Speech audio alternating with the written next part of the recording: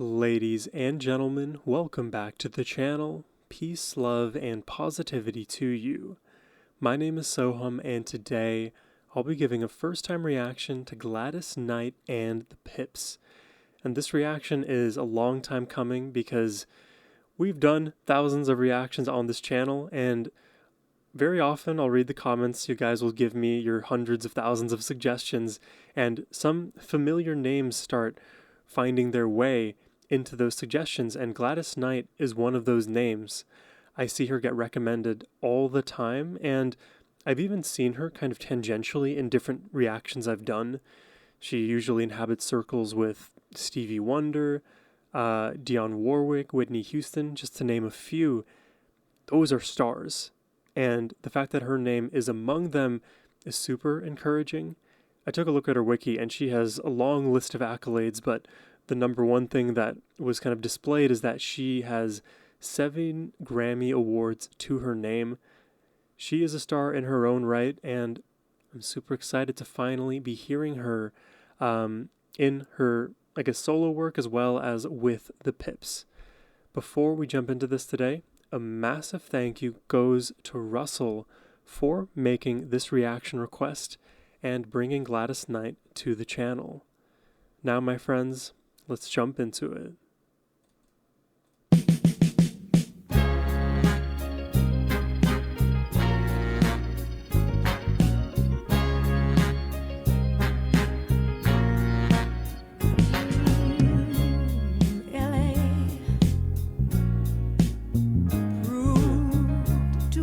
For the man. Listen to that bass line, it is groovy. So he's leaving the life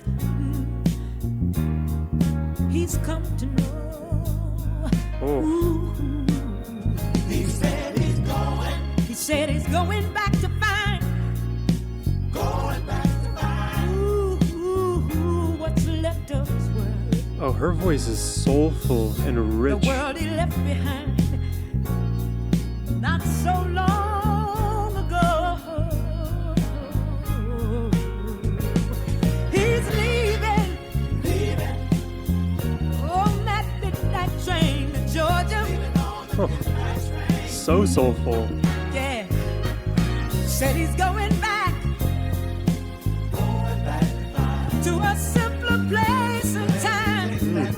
Oh, yes, he is. Now be with Oh, him. the grit there. I didn't know she had that in her.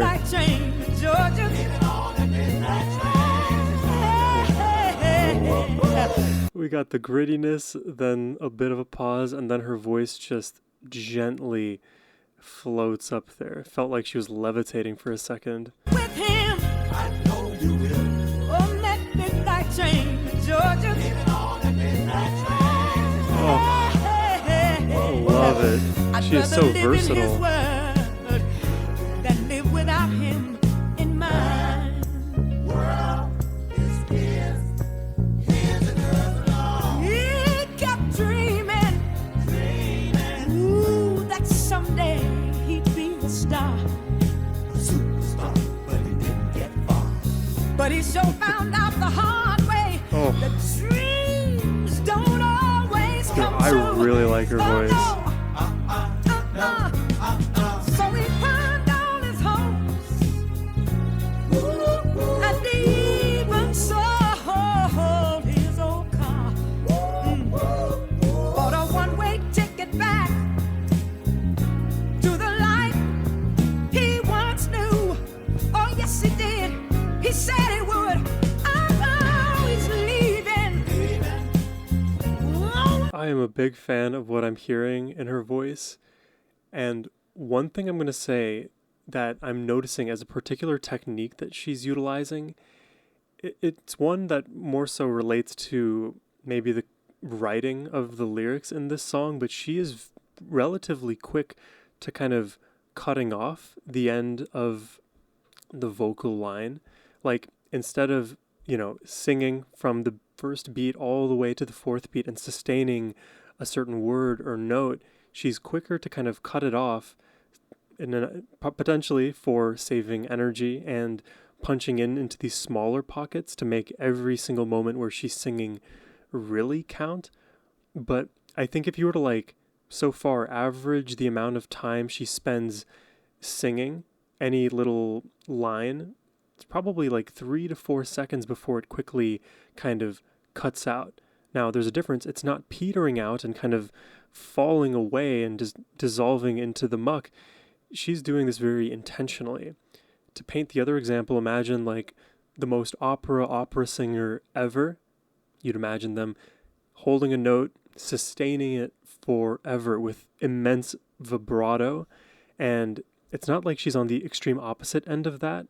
She's somewhere between that extreme and like the median. So she's more, in this song at least, quick to cut things off. Something I'm noticing. Maybe that's a song specific comment, but we'll see. Oh, yes, he did. He said he would. I'm always leaving. On that midnight train to Georgia. Yeah. Said he's going back to find a simpler place and time. Oh, yeah. And I'm gonna be with him. On that midnight train to Georgia.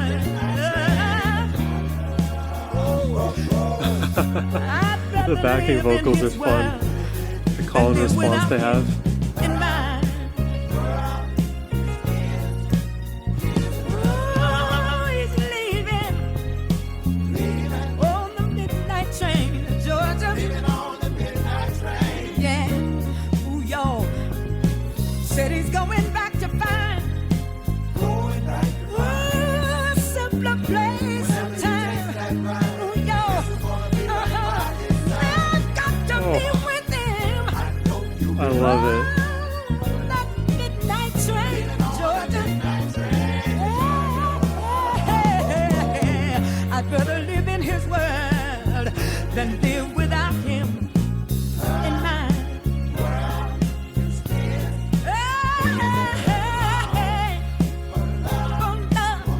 Gonna go in the midnight train ride for love. Gonna go, gotta go in the midnight train and go for love. Gonna go the midnight train and go for my world. What a great song. Fun melody.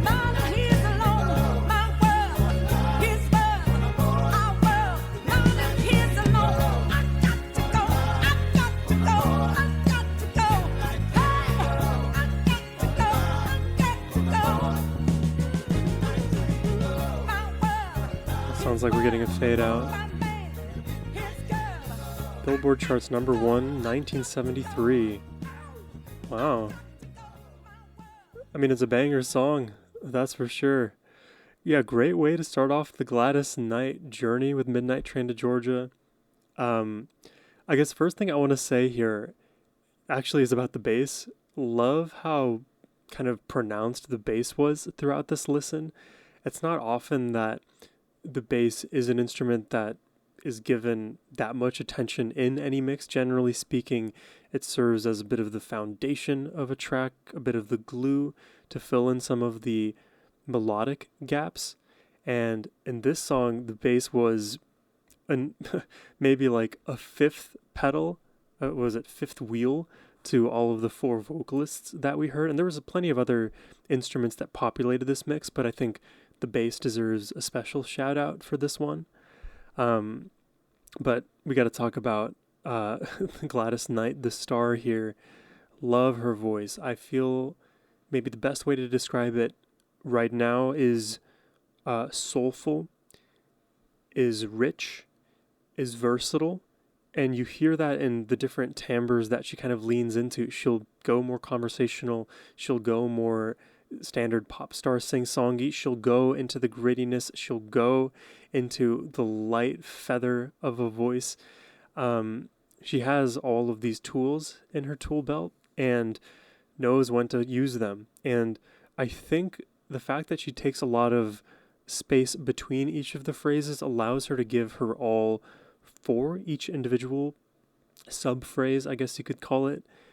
And this may be a strategic thing that she's doing to give herself time and breath, she can catch her breath between the phrases, or it may be an artifact of this particular song that necessitates that she take those pauses to allow the other instruments and backing vocals to play second fiddle. There was like that call and response between her vocals and the backing vocals that wouldn't have been as salient if she was singing throughout. But I think it's interesting nonetheless.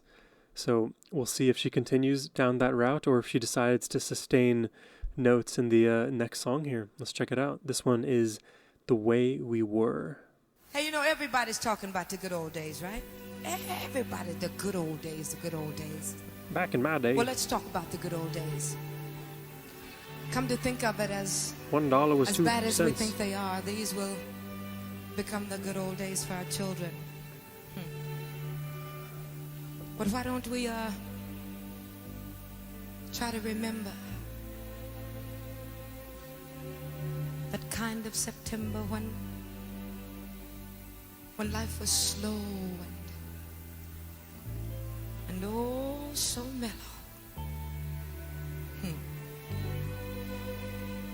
Try to remember. I'm being serenaded right now. And if you remember, then follow. Oh, why does it seem that the past is always better? We look back and we think the winters were warmer, the grass was greener, the skies were bluer, and smiles were bright. It's funny because nowadays the winters were colder, but everything else is pretty true. Warmer, the grass was greener, the skies were bluer, and smiles were bright.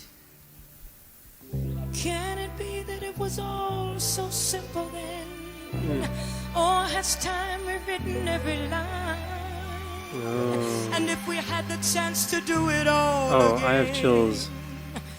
tell me, I feel it in my spine. would we? Could we? Oh, cool melodic shift there. Memories. It was brief, but now we're back. Like the corners of my mind. See, now she's sustaining the notes as if she knew I was going to say something Misty earlier. watercolor memories. Oh, that note. We got to hear that again. Misty watercolor memories of the way we were. That note had magic, I promise you. Scattered pictures Oh, the string. of the smiles we left behind, smiles we gave to one another, for the way we were. I love it when she squeezes her voice like that. Oh, here we go. Can it be that it was all so simple then? It's getting more grandiose. Or has time rewritten every line? And if we had the chance to do it all again, tell me, would we? Could we? Memories may be beautiful and yet what's too painful to remember? Oh, listen to that vibrato. We simply choose to forget. Dude, I love it. I love it. I'm convinced. The laughter we will remember. Whenever we remember Oh, the way we were. oh my God.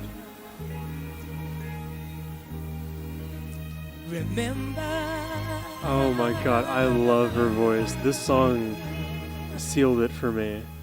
The way we were. Subtle.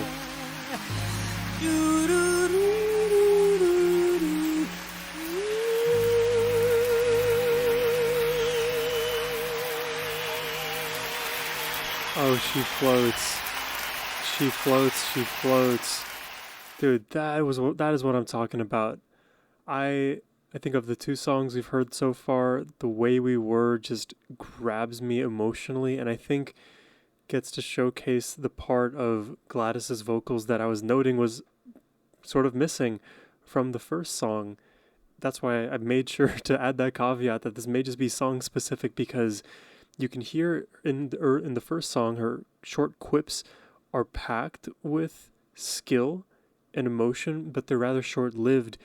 In this song, when she gets to explore that emotion, that feeling fully with more time, you can tell the tempo in this song is a bit slower, more moderate.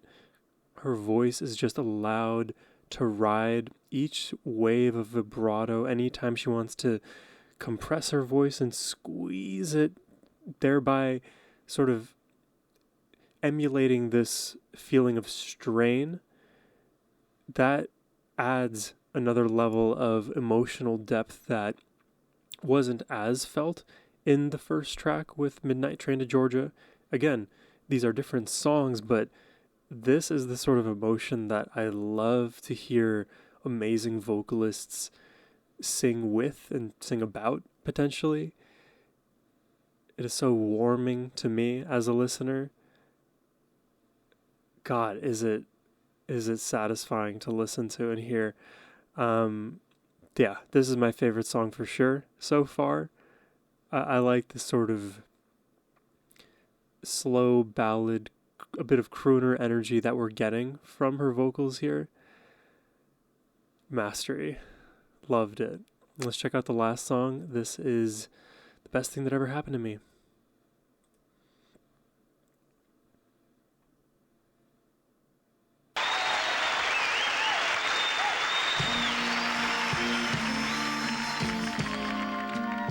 We have the same three backing vocals, so I think if I can put two and two together, those are the pips.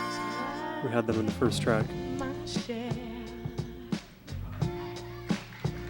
Of life's ups and downs, but fate's been kind, and the downs have been few. I guess you could say that I've been lucky. I guess you could say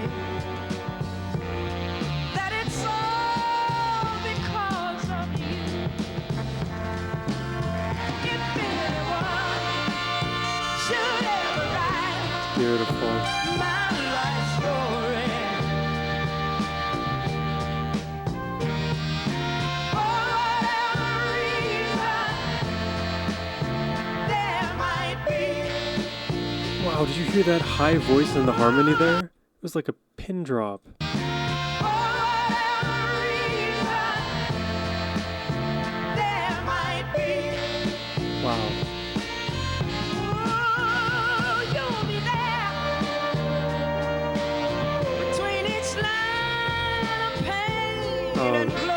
They're just gliding through these notes.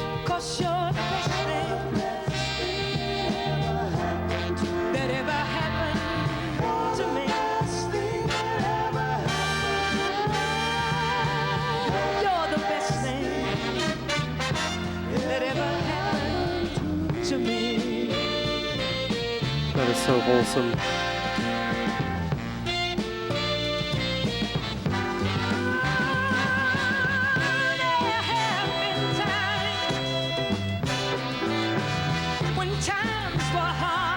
I really like Gladys's voice. But always somehow I made it through.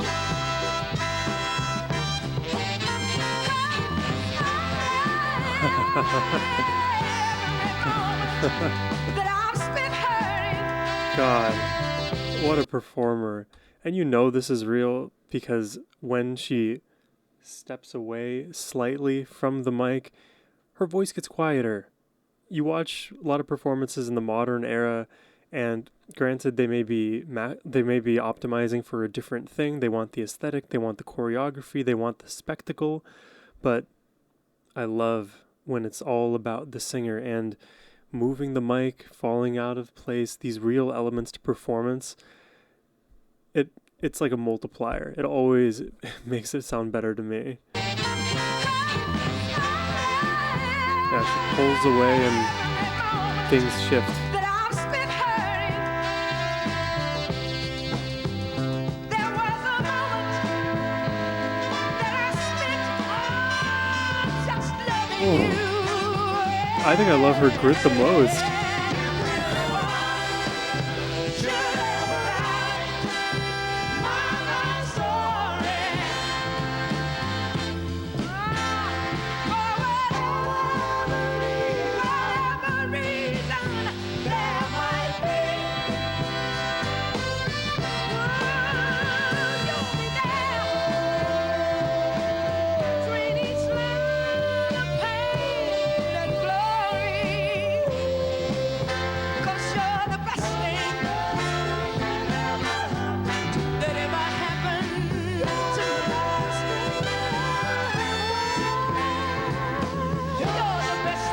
Angelic when she does that.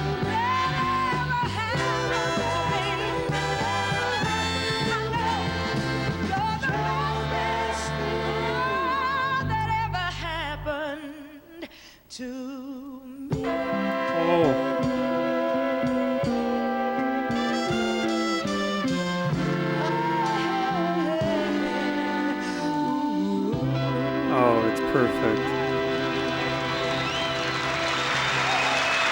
Dude. Okay, I'm down to go down the Gladys Knight rabbit hole, ladies and gentlemen. That just...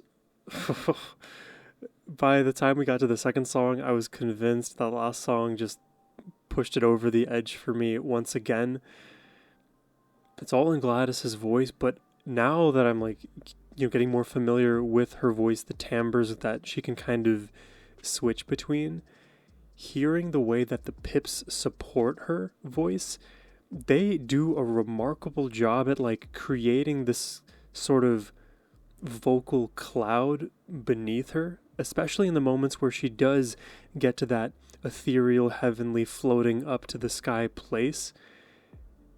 The Pips are a perfect landing place for her to be. She can just bounce off of it so easily, and it gives a lot of opportunity for other instruments in this arrangement to create punchier textures. You could hear it very clearly with the brass, when often you would hear this cloud sound from all of the vocals. There would be the brass punching through those clouds, taking a bit of your mental focus away, but in a sense adding to the entirety of the arrangement, because your mind is still emotionally and cognitively focused on Gladys's voice and just how beautiful the melody is. Whatever style she chooses to employ, it's all at the forefront of our mind, and we still don't know what to expect there. Then when you have other instruments like the brass, like the strings, cutting in and out, it adds this other level of complexity that makes the song at an abstract level much more intriguing to listen to, and doesn't take away too much of our focus from the vocals. It's there to kind of momentarily pop into your mind, and you're like, wow, I like that. That was a blast of energy that sort of helped stir the vocalists on stage, and then they pull it back and the vocals get louder and brighter again. So there's this kind of synergistic flow between Gladys, the Pips, and any of the other instruments that are kind of vying for power in the mix, and they sort of climb up, and at the end of it you get something far more intense, far more powerful, carried by Gladys's voice. And that's where we should probably round off the discussion, is just how good she is as a vocalist. I hear it in her versatility. I love when she gets powerful into that chesty voice, and when she wants to get gritty too. I, for one, love like harsher metal vocals. That's a lot of where my musical background has come from, is hard rock and metal. So when you get that like vocal fry coming out of a voice that sounds as pretty as hers, I don't know, it sparks fly in my mind and my heart, and makes me super excited to check out more of her stuff. So if you guys would like to make a reaction request for more Gladys Knight on the channel, you can do so by hitting the first link in the description box below. Thank you all for watching. I hope you have a wonderful rest of your day. Take care and peace.